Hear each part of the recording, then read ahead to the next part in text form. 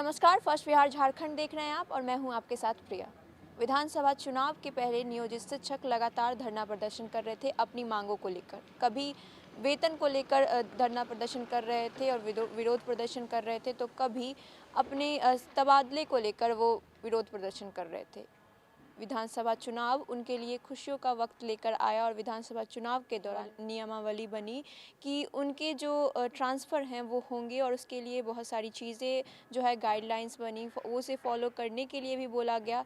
लेकिन अब जब विधानसभा चुनाव ख़त्म हो चुका है तो सभी शिक्षकों को लग रहा था कि वो उनका तबादला होगा, उनके मनपसंद तरीके से उनका तबादला होगा कह सकते हैं। साथ ही पुरुषों से भी आपसी सहमति के बाद ही उनका तबादला होने की बात कहे जाने लगी।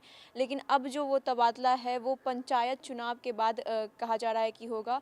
विधानसभा चुनाव के पहले सरकार ने यह फैसला किया था कि वह नियोजित शिक्षकों को तबादले की सुविधा देगी। राज्य के 3.5 लाख से ज़्यादा नियोजित शिक्षकों को तबादला देने के लिए सरकार ने नियमावली भी बनाई थी, लेकिन अब इन सभी को पंचायत चुनाव के बाद ही ट्रांसफर मिल पाएगा।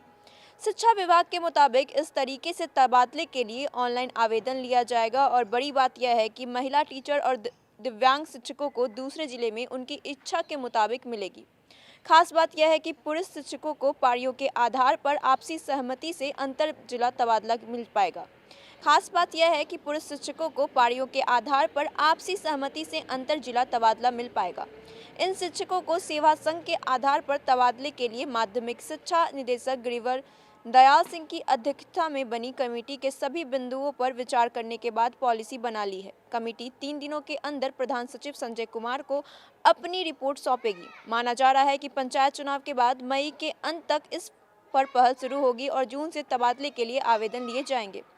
सरकार तबादलों को लेकर जो रणनीति बना रही है उसमें उम्र को भी प्राथमिकता दी जाएगी। अधिक उम्र के शिक्षकों को कम उम्र के शिक्षकों की तुलना में पहले तबादले का लाभ मिल पाएगा। विभागीय जानकारी के मुताबिक सॉफ्टवेयर के आधार पर तबादले के लिए पूरा सिस्टम काम करेगा। सॉफ्टवेयर ही तय करेगा किसे प्राथमिकता के आधार पर पहले तबादला लिया जाए। ऐसे ही अपडेट पाने के लिए आप हमारे साथ जुड़े रहिए। अगर आपने अभी तक हमारे चैनल को सब्सक्राइब नहीं किया तो सब्सक्राइब कर लीजिएगा। साथ ही हमारी हर वीडियोज़ को लाइक कीजिएगा। हमारी वेबसाइट को भी विजिट करना, वो है www.firstbihar.com। तब तक के लिए धन्यवाद।